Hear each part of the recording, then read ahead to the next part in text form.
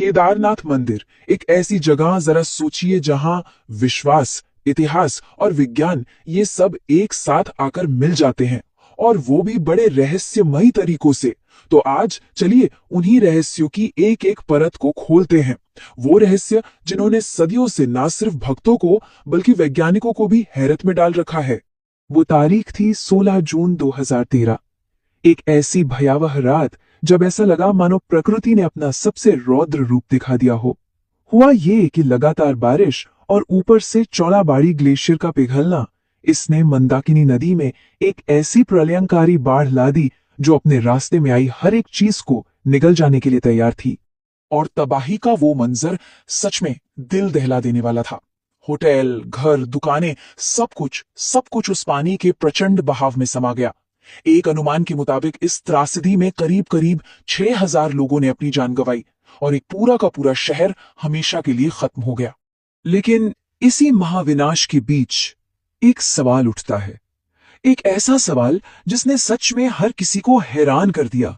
सवाल ये कि जब आसपास सब कुछ तबाह हो गया, तो वो सदियों पुराना मंदिर अपनी जगह पर जस का तस कैसे खड़ा रहा। और यहीं पर एक आधुनिक चमत्कार होता है।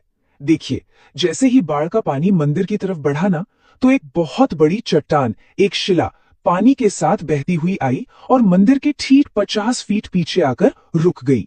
और बस इसी एक शिला ने उस विनाशकारी पानी की धार को 2 हिस्सों में बांट दिया। नतीजा, मंदिर और उसके अंदर पनाह लिए करीब 300 लोग पूरी तरह सुरक्षित बच गए। अब मंदिर का इस तरह बच जाना ये सिर्फ एक चमत्कार नहीं था, नहीं, इसके पीछे एक बहुत ही ठोस वैज्ञानिक कारण भी छुपा हुआ है, और वो है इसका अविश्वसनीय बनावट, इसका आर्किटेक्चर। ये जो मंदिर है, इसे इंटरलॉकिंग नाम की एक बहुत पुरानी तकनीक से बनाया गया है। अब यह है क्या? इसमें होता यह है कि बड़े बड़े पत्थरों को इस तरह से काटा और तराशा जाता है कि वो बिना किसी सीमेंट या गारे के एक दूसरे में एकदम परफेक्टली फिट हो जाते हैं। और यही शानदार इंजीनियरिंग इस पूरे स्ट्रक्चर को लचीला भी बनाती है और बेइंतहा मजबूत भी। मतलब इसे बनाने वालों ने इसे बहुत सोच समझकर बनाया था। इसे ऐसा बनाया गया था कि ये 1000 साल से भी ज्यादा वक्त तक भूकंप, बर्फीले तूफान और बाढ़ जैसी भयंकर आपदाओं को झेल सके, और इसने झेला भी। तो ये तो हुई वैज्ञानिक बात, लेकिन इस वैज्ञानिक वजह से भी परे मंदिर के बनने के पीछे एक बहुत ही शक्तिशाली पौराणिक कहानी भी है। एक कहानी जो हमें सीधे महाभारत के समय में ले जाती है। कहानी कुछ यूं है कि महाभारत का युद्ध खत्म होने के बाद पांडव अपने ही रिश्तेदारों की हत्या के पाप से मुक्ति पाना चाहते थे। तब भगवान कृष्ण ने उन्हें रास्ता दिखाया और कहा कि केवल महादेव ही हैं जो उन्हें इस पाप से मुक्त कर सकते हैं। और बस यहीं से पांडवों ने भगवान शिव को खोजना शुरू किया, लेकिन शिव उनसे बचते रहे और उन्होंने एक बैल का रूप ले लिया। पर भीम ने उन्हें पहचान लिया और झट से बैल की कुबड़ को पकड़ लिया। इसके बाद बैल का शरीर तो गायब हो गया, लेकिन वो कुबड़ वहीं एक शिला के रूप में स्थापित हो गया, और यही वो शिला है जिसे आज हम ज्योतिर्लिंग के रूप में पूजते हैं। पांडवों ने फिर इसी पवित्र कुबड़ के चारों ओर मंदिर बनवाया। तो सवाल ये उठता है कि असल में ये मंदिर बनवाया किसने? देखिए, पौराणिक कथाएं तो कहती हैं कि इसे पांडवों ने बनवाया था, लेकिन अगर हम इतिहास को देखें तो 8वीं सदी में आदि शंकराचार्य ने इसका पुनर्निर्माण करवाया, और 11वीं सदी का एक शिलालेख ये भी बताता है कि इसे मालवा के राजा भोज ने बनवाया था। लेकिन बात सिर्फ आपदाओं में बचने की नहीं है, ये तो बस एक रहस्य है। चलिए अब कुछ और रहस्यों पर नजर डालते हैं, ऐसे रहस्य जो आज भी विज्ञान को चुनौती देते हैं।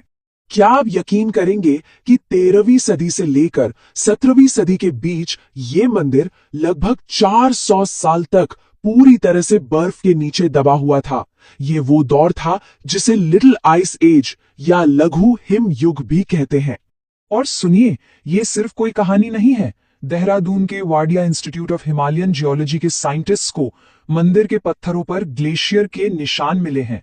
ये निशान इस बात का पक्का सबूत है कि ये अविश्वसनीय कहानी सच है। अच्छा, अब जो अगला रहस्य है वो तो और भी ज्यादा हैरान करने वाला है। ये है भारत के कई बड़े शिव मंदिरों का एक अद्भुत ज्योग्राफिकल अलाइनमेंट। अब सवाल ये है कि क्या ये सिर्फ एक इत्तेफाक है या फिर ये हमारे पूर्वजों के उस प्राचीन ज्ञान का सबूत है जिसे हम आज तक पूरी तरह समझ नहीं पाए हैं? बात यह है कि ये सभी मंदिर जो एक दूसरे से हजारों किलोमीटर दूर हैं और अलग अलग समय पर बनाए गए, वो सब के सब लगभग 79 डिग्री ईस्ट लॉन्गिट्यूड यानी पूर्वी देशांतर की एक सीधी रेखा पर है। जरा सोचिए, ये रेखा हिमालय में केदारनाथ से शुरू होती है और दक्षिण में रामेश्वरम तक जाती है, पूरे 2383 किलोमीटर तक।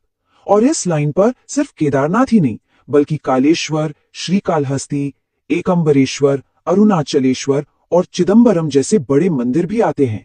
ये बात सोचने पर मजबूर कर देती है ना, कि आखिर हजारों साल पहले बिना किसी जीपीएस या मॉडर्न टेक्नोलॉजी के हमारे पूर्वज इतनी सटीक ज्योग्राफिकल प्रिसिशन आखिर हासिल कैसे कर सकते थे? तो चलिए अब हम आते हैं आखिरी रहस्य पर, एक ऐसा अनुष्ठान जो आज भी जिंदा है और जिसकी आसान व्याख्या करना लगभग नामुमकिन है। ये मंदिर के भीतर का एक जीता जागता चमत्कार है।